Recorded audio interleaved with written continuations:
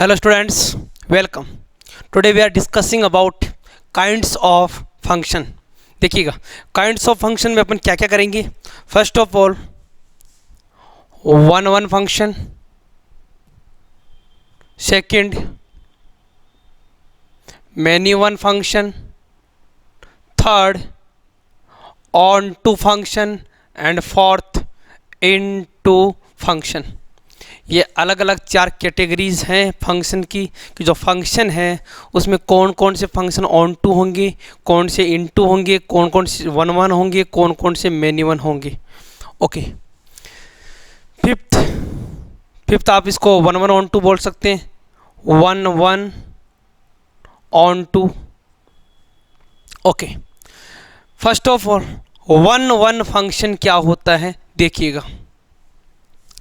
Upon as a competition exam के through मैं बता रहा हूँ, जो 12th के स्टूडेंट हैं वो उसको एज ए एनडीए पैटर्न से देखें कि एनडीए में अगर वन वन का क्वेश्चन आता है तो अपन को कैसे चेक करना है और कैसे बताना है कि ये फंक्शन वन वन है या नहीं है. देखिएगा बेटा, फंक्शन जब डिफ़ाइन किया था तो आपको बताया था कि अगर कोई वैल्यू ए से बी में इस तरह से रिलेटेड है एक पर्टिकुलर रूल के थ्रू, वो एक फंक्शन होता है. और फंक्शन में all element of set A have unique image in set B, ये सब चीज़ें अपन ने की थी.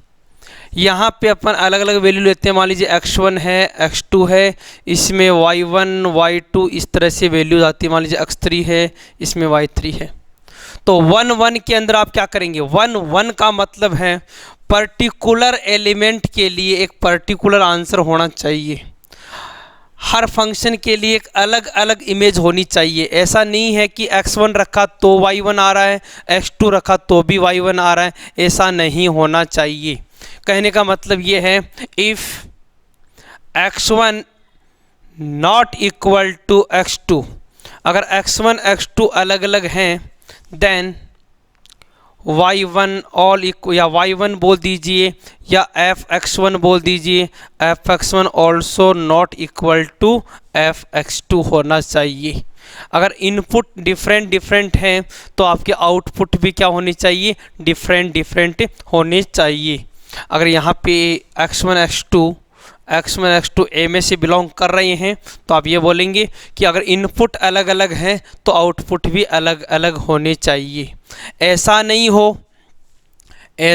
हो कि आपने x1 रखा x2 रखा और आंसर दोनों ही केस में सेम आ रहा है, तो ये वन वन नहीं होगा. वन वन का मतलब हर पर्टिकुलर वैल्यू के लिए आपका एक पर्टिकुलर आंसर आना चाहिए. ये हो गया आपका वन वन फंक्शन. ओके. इसको आप ऐसे भी समझ सकते हैं, डेफिनेशन हो गया, इनपुट अलग अलग हो, x1 x2 अलग अलग हैं तो फंक्शन का जो वैल्यू है वो भी अलग अलग आना चाहिए. ओके. अगर मैं इसके छोटा सा एक एग्जांपल लेके देखूं तो देखिएगा करना कैसे है वन वन फंक्शन को. जैसे सपोज क्वेश्चन आ गया कि f(x) equal to x square is define R to R. एक फंक्शन है f(x) equal to x square और डिफाइन है कहाँ से कहाँ, R टू R. इसका मतलब डोमेन, इसका मतलब कोडोमेन. बताइए फंक्शन इज़ वन वन और नॉट, क्या ये वन वन है या नहीं है. तो आप जनरली इसको चेक करेंगे तो आप डायरेक्टली देख सकते हैं कि सर x R से R है, तो अगर मैं x की जगह 1 रखता हूँ तो 1 का स्क्वायर क्या हो जाएगा, 1. मान लीजिए मैं -1 रखता हूँ तो -1 का स्क्वायर क्या हो गया, 1. तो ये तो 1 1 नहीं है. यहाँ पे तो 1 का भी यही आंसर आ रहा है, यहाँ भी यही आंसर आ रहा है. कहने का मतलब आप ऐसे बोलेंगे कि इनपुट x1 और x2 आपने दो लिए, एक 1 और एक -1, लेकिन इन दोनों ही केस में आप जब आंसर f(x1) रख रहे हैं या चाहे f(x2) रख रहे हैं, इन दोनों ही केस में आपका सेम आंसर आ रहा है. तो ये तो मैंने डेफिनेशन बताया था कि अगर x1 x2 अलग अलग हैं, अगर x1 x2 अलग अलग हैं तो ये भी क्या होनी चाहिए, अलग अलग होनी चाहिए कि नहीं होनी चाहिए. तो यही डेफिनेशन है कि अगर आपके इनपुट अलग है तो आउटपुट भी अलग होने चाहिए. It means it is not one one, ये वन वन फंक्शन नहीं है. ये डेफिनेशन हो गया आपका. ओके. अच्छा, दूसरा स्टूडेंट ये बोलेगा कि सर मान लीजिए यहाँ पे ऐसे लिखा हुआ होता, यहाँ लिखा होता आर प्लस लिखा हुआ होता। अब बताइए 1 1 है क्या?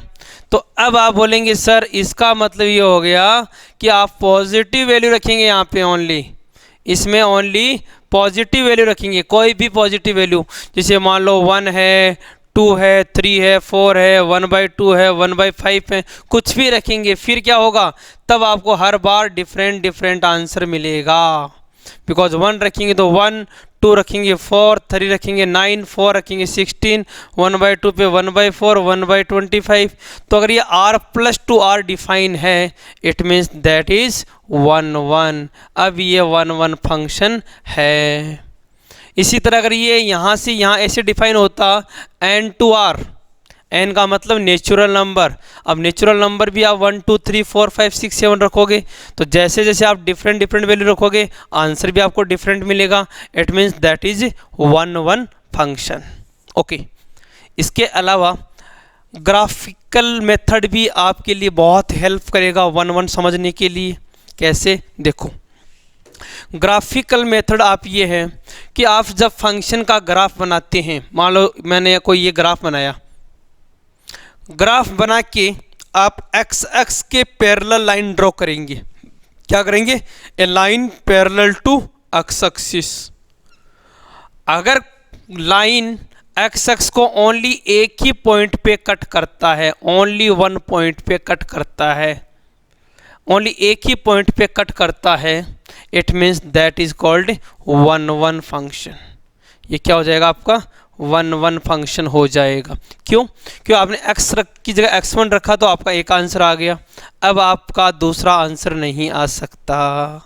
बट अगर मान लीजिए एक ग्राफ ऐसे बना होता, मान लो कोई ग्राफ ऐसे बना होता और मैं लाइन खींचता, तो आप क्या देख रहे हैं यहाँ पे कि सर यहाँ पे लाइन खींचने के बाद एक पॉइंट तो ये आ गया x = x1, एक ये पॉइंट आ गया x = x2। इन दोनों ही केस में आपको एक ही आंसर मिल रहा है, क्या? y1। तो आप दोनों अलग अलग वैल्यू रख रहे हैं बट आंसर एक ही आ रहा है। आंसर देख लो चाहिए, ये पूरा आंसर एक ही है। It means that is not 1 1, that is not 1 1, ये 1 1 नहीं हो सकता। तो ये क्लियर हो गया कि जब भी आपको 1 1 फंक्शन चेक करना है तो आपको 2 इनपुट रखने होंगे और दोनों इनपुट पे आंसर भी डिफरेंट आने चाहिए। ग्राफिकल मेथड, एक्स एक्स के पैरेलल लाइन ड्रॉ करेंगे, ग्राफ को एक ही जगह कट करती है तो 1 1 हो गया, और मोर देन 1 पॉइंट कट करती है तो ये आपका मेनी 1 हो गया। क्या हो गया? मेनी 1। ओके, इसके अलावा मैं आपसे अब ग्राफ से पूछूं तो आप कोई भी ग्राफ बता सकते हैं डायरेक्टली, बिना सोचे समझे। अब आपके दिमाग में इमेज बन गया कि एक्स एक्स के पैरेलल लाइन ही तो ड्रॉ करना है। अब मान लो मैंने किसी स्टूडेंट को पूछा कि बेटा f(x = sin x) का ग्राफ बताइए। पहले मुझे वो ये पूछेगा बताओ कहाँ से कहाँ डिफाइन है, तो मैं उसको ये बोलूँ कि r से -1 के 1 के बीच में डिफाइन है, बताओ 1 1 है क्या? तो वो कहेगा चलो मैं ग्राफ बनाता हूँ। वो ऐसे ग्राफ बनाएगा जैसा कि उसको आता है। अब बोलेगा कि सर अब अगर अपन एक्स एक्स के पैरेलल लाइन खींचेंगे ये तो बहुत जगह कट करेगा, बहुत जगह कट कर रहा है, इसका मतलब दैट इज नॉट 1 1, ये तो क्या हो गया? मेनी 1 हो गया। क्या हो गया? मेनी 1 हो गया। और अगर मान लीजिए मैं इसमें थोड़ा सा चेंज कर दूं, मैं बोलूँगा यार ऐसे करो, आप मेरे को इतना r के लिए मत बताओ, आप तो मुझे इतना बता दो -π/2 से π/2 में बता दो, तो वो सोचेगा कि -π/2 से π/2 में ग्राफ कैसे बनेगा? sin x का ग्राफ -π/2, तो दिमाग लगाएगा 0 से π/2, π/2 पे इतना ही होता है यहाँ पे, और इधर होता है तो ये -π/2। अब इतना ही ग्राफ है, -π/2 से π/2 इतना ही ग्राफ है। अब मैं पूछूं बताइए 1 1 है क्या? आप बोलेंगे चलो चेक कर लेते। लाइन ड्रॉ किया, कितने जगह कट करता है? एक ही जगह कट करता है। It means that is called 1 1 function.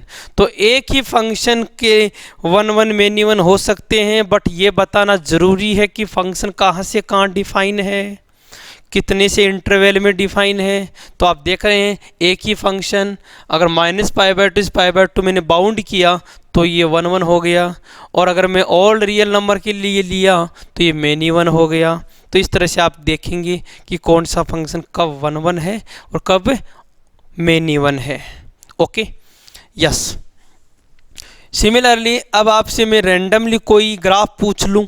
मैं मान लो किसी बच्चे को ऐसे पूछा कि बताओ बेटा e⁻x 1 1 है क्या? आप बोलेंगे यस सर डेफिनेटली, ये ग्राफ तो हमने ऐसे पढ़ा था। अब ये एक ही जगह कट करेगा तो ये डेफिनेटली 1 1 है, कोई दिक्कत नहीं है। अब मान लो मैं किसी स्टूडेंट को पूछूं बताओ बेटा log x का ग्राफ 1 1 है क्या? वो क्या बोलेगा, अच्छा log x का ग्राफ तो हमने ऐसे पढ़ा था, लाइन खींच के देख लो एक ही जगह कट करेगी, इसका मतलब 1 1 है। तो ये एकदम से क्लियर होना चाहिए फंडा कि 1 1 का मतलब क्या है, मेनी वन का मतलब क्या है। 1 1 का मतलब है पर्टिकुलर इनपुट के लिए पर्टिकुलर आंसर आना चाहिए, और मेनी वन का मतलब ये है कि बहुत सारों का एक आंसर आना चाहिए। ये बहुत सारे हैं, ये और ये, इनका आंसर क्या आ रहा है, एक आ रहा है, तो ये हो गया मेनी वन। क्लियर है? ओके। तो जो 1 1 नहीं होगा ग्राफ में, इसको अपन क्या बोल देंगे, मेनी वन बोल देंगे। तो बताइए बेटा दोनों क्लियर हुए कि नहीं हुए? कर सकते हो आराम से। ओके, अब मैं आता हूँ बेटा इन दोनों की। अच्छा एक और एग्जांपल ले लेता हूँ। कई बार ऐसे क्वेश्चन भी आ जाते हैं, जैसे मान लो क्वेश्चन आ गया y = x - 1 / x + 1 f(x) = आ गया। बोला कि साहब बताओ 1 1 है या मेनी वन। अब यहाँ पे आपको ग्राफ बनाने में भी थोड़ी तकलीफ आएगी कि ग्राफ भी कैसे बनाएं, ग्राफ भी नहीं बना सकते यहाँ पे। तो आप क्या करें ऐसे क्वेश्चन में, देखो ये आप कहेंगे लेट x1 = x2 या लेट f(x1 = f(x2)। मान लेते हैं कि x1 रखेंगे तो f(x1) आएगा, x2 रखेंगे तो f(x2) आएगा, दोनों इक्वल आ रहे हैं। तो मैं x की जगह x1 रखूँगा, तो x1 - 1 / x1 + 1, x2 - 1 / x2 + 1। कोई दिक्कत नहीं है क्योंकि x की जगह x1 रख दिया, इधर x की जगह x2 रख दिया।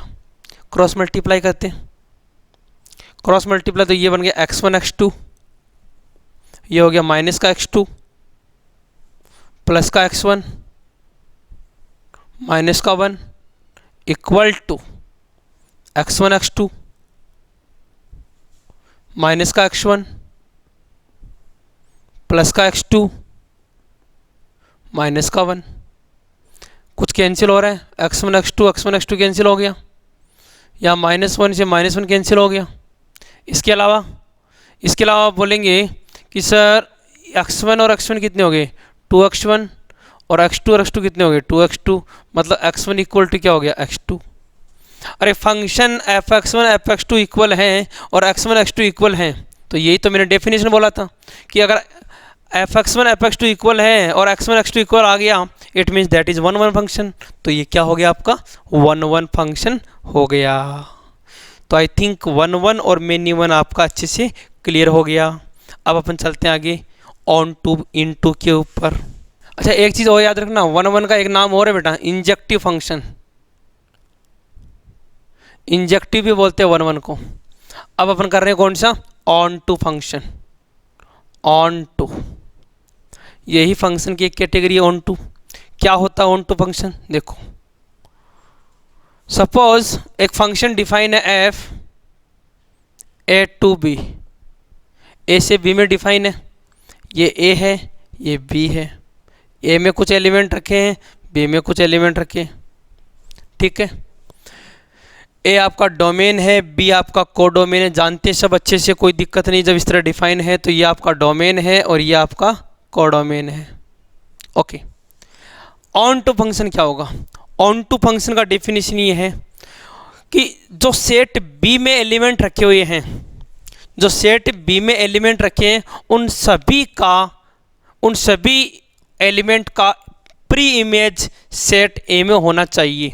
मतलब बी में जितने भी एलिमेंट हैं उन सब का एक फ्री इमेज सेट ए में होना चाहिए। अगर इन सभी का प्री इमेज है, ध्यान से सुन लीजिए, सेट बी वालों का सभी का प्री इमेज, सेट बी के सभी एलिमेंट का प्री इमेज सेट ए में है तो फंक्शन ऑन टू होगा, और अगर नहीं है तो फंक्शन इन टू होगा। क्या होगा? इन टू फंक्शन होगा। कहने का मतलब अगर ऐसा डायग्राम बन गया, यहाँ पे मान लो ये कुछ एलिमेंट रखे हैं, ऐसे हो गया, तो आप बोलेंगे सर इसमें ए से बी में डिफाइन था और ये एलिमेंट बच गया तो ये ऑन टू नहीं होगा, ये क्या हो जाएगा? फिर इन टू हो जाएगा। क्यों? क्योंकि इसका कोई प्री इमेज यहाँ नहीं है।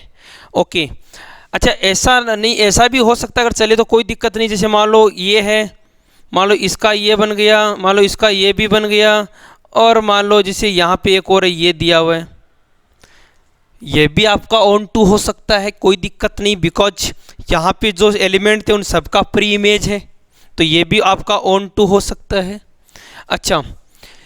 अच्छा ये भी मत दिमाग में रखना कन्फ्यूजन कि ऑन टू होने के लिए 1 1 होना ज़रूरी, ऐसा कोई रूल नहीं है। बट आप ये दिमाग में रखें कि सिर्फ सेट बी के जो एलिमेंट हैं उन सब का प्री इमेज होना चाहिए। इसको मैं एक अदर लैंग्वेज में बोलूँ तो ये काम बहुत ईजी हो जाएगा। क्या? देखो, एक्चुअल में ऑन टू के लिए आप ये भी चेक कर सकते हैं ऑन टू होता क्या है। ऑन टू, अच्छा हाँ, ऑन टू का मतलब ये तो बोला प्री इमेज, इसका मतलब इसमें सारे एलिमेंट यूज आ रहे हैं इसके लिए, तो ये जो कोडोमेन है और रेंज है, फिर दोनों में फ़र्क क्या रहा? क्योंकि कोडोमेन का मतलब क्या होता है? बी के सारे एलिमेंट, और रेंज क्या होती है कि वो एलिमेंट जिनका ए से लिंक बन रहा है। तो अगर बी वाले सभी का लिंक बन रहा है तो कोडोमेन और रेंज क्या हो गए? सेम हो गए। तो आप ऐसे बोल सकते हैं कि अगर कोई फंक्शन ऑन टू है, इसके लिए उस फंक्शन का कोडोमेन और फंक्शन का जो रेंज है वो क्या होना चाहिए? सेम होना चाहिए। अगर कोडोमेन और फंक्शन का रेंज सेम हो गया, इसका मतलब फंक्शन ऑन टू है। इतना सा दिमाग में याद रख लीजिए। अब कैसे है देखो, इसको अपन एक एग्जाम्पल के थ्रू समझते हैं। सपोज एक आपको फंक्शन गिवन है, क्वाड्रेटिक फंक्शन मान लीजिए, कोई भी फंक्शन मान लीजिए, एक फंक्शन गिवन है f(x) = x⁻², और ये मान लो डिफाइन है आपका R₂R। अब आपको बोलेगा कि बताइए ये फंक्शन ऑन टू है या नहीं है। ओके, अब आप क्या बोलेंगे, क्या सोचेंगे कि सर ये फंक्शन R से R में डिफाइन है, R से R में डिफाइन है। अब R में कौन होते हैं? R में तो सब होते हैं, 0 1 2 3 -1 -2 सब होते हैं। अब आप ध्यान से देखिए बेटा कि ये तो 3 2 1 0 ये तो सब मिल जाएंगे, लेकिन क्या ये -2 का प्री इमेज मिलेगा क्या यहाँ पे? क्या x का कोई ऐसा वैल्यू रखूँ कि -2 आ जाए यहाँ पे? कभी नहीं मिलेगा यहाँ पे। इसका मतलब ये फंक्शन ऑन टू नहीं हो सकता, ये फंक्शन ऑन टू नहीं हो सकता। अच्छा, इसको आप ऐसे भी समझ लें कि सर ये जो x² है इसका आपने रेंज हमें करवाया था, रेंज क्या था इसका रेंज था 0 to ∞। क्या था? 0 to ∞। और इसका कोडोमेन है, कोडोमेन क्या है इसका? R का मतलब क्या होता है? -∞ से ∞। क्या ये दोनों सेम है क्या? आप बोलेंगे ये सेम नहीं है, और जब ये दोनों सेम नहीं है तो ये फंक्शन ऑन टू नहीं है। तो जो ऑन टू नहीं है तो ये क्या है फिर? ये इनटू फंक्शन है। क्या है? इनटू। और एक और बात बता दे, ऑन टू फंक्शन का एक नाम और होता है जिसको बोलते हैं सरजेक्टिव। क्या बोलते हैं बेटा? सरजेक्टिव। तो आप ऐसा भी देख सकते हैं कि जो भी फंक्शन आपको दे रखे हैं उनका डोमेन रेंज आप जानते हैं। अगर कोडोमेन और रेंज इक्वल हो गया, कोडोमेन और रेंज इक्वल हो गया तो आपका फंक्शन ऑन टू होगा। और कोडोमेन हमेशा आपको एग्ज़ाम में क्वेश्चन में दिया हुआ आएगा, या आगे वाला जो वैल्यू इसको कोडोमेन बोलते हैं। रेंज आप निकाल सकते हैं, सिर्फ देखना है कि दोनों इक्वल है या नहीं है। इक्वल हुआ तो आपका ऑन टू, और नहीं हुआ तो आपका इन टू हो जाएगा। एक और एग्जांपल देख लेते हैं। इसके अलावा जैसे मान लो ऐसा कोई क्वेश्चन आ गया,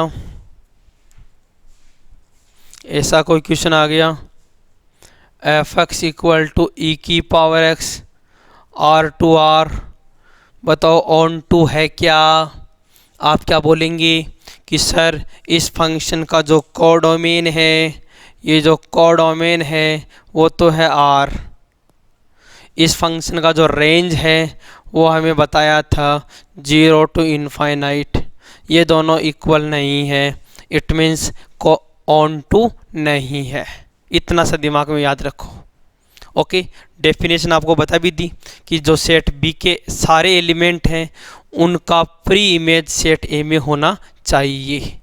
अच्छा, इसके अलावा आप ऐसे भी समझ सकते हैं। कैसे? जैसे मान लो कोई फंक्शन आ गया f x equal to x minus one upon x plus one. मान लो ये आर से आर में डिफाइन है। आर से आर में तो हो ही नहीं सकता, क्योंकि इसका वैल्यू -1 नहीं होना चाहिए, एक्स का वैल्यू -1 नहीं होना चाहिए।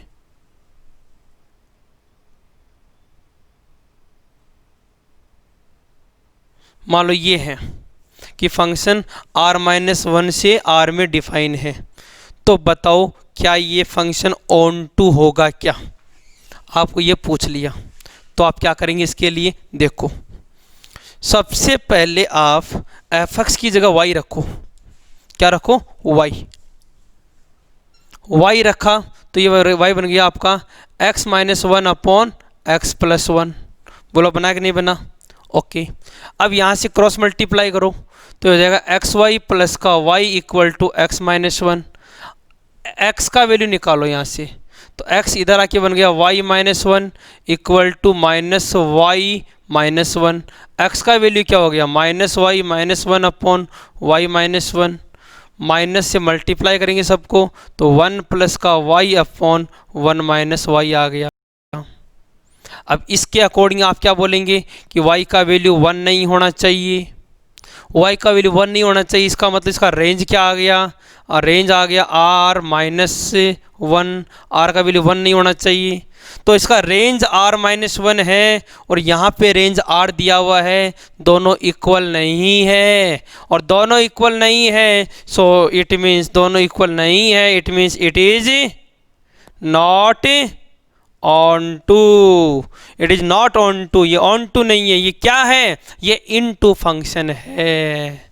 तो आई थिंक आपकी समझ में आ गया कि अगर हम ग्राफिकली देखेंगे तो कोडोमेन और रेंज को इक्वल करना है अगर ऑन टू है तो।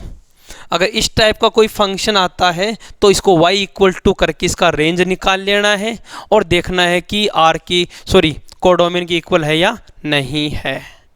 इसके अलावा डेफिनेशन की बात करें तो डेफिनेशन में आप ये बोलेंगे कि जो सेट बी के एलिमेंट हैं उन सब का प्री इमेज सेट ए में है या नहीं है।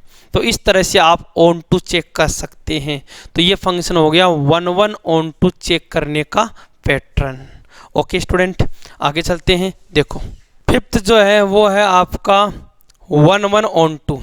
अब 1-1 ऑन टू जो एक साथ लिखा हुआ है 1-1 प्लस ऑन टू, जो फंक्शन 1-1 ऑन टू एक साथ होता है इस फंक्शन को अपन बोलते हैं बाइजेक्टिव। क्या बोलते हैं? बाइजेक्टिव। जो फंक्शन 1-1 एंड ऑन टू दोनों होते हैं उनको बोलते हैं बाइजेक्टिव। जैसे सपोज एक फंक्शन डिफाइन है f x equal to sine x -π/2 से π/2, और यहाँ डिफाइन है -1 से 1।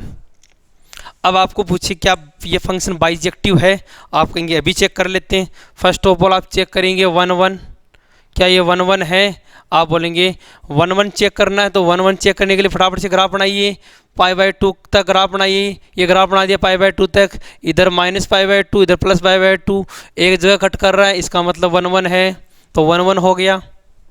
आप चेक करेंगे ऑन टू में चेक करो। पहले तो बताओ साइन एक्स का जो रेंज है, साइन एक्स का रेंज क्या होता है, आपको ये -1 से 1, इसका कोडोमेन क्या है -1 से 1, दोनों क्या है सेम है, इट मीन्स ऑन टू है। 1 1 भी है, ऑन टू है, it means that function is called bijective function. Function क्या है, बाइजेक्टिव है। तो इस तरह से आप 1 1 ऑन टू चेक करके देखेंगे इट इज़ बाइजेक्टिव और नॉट। क्लियर हो गया।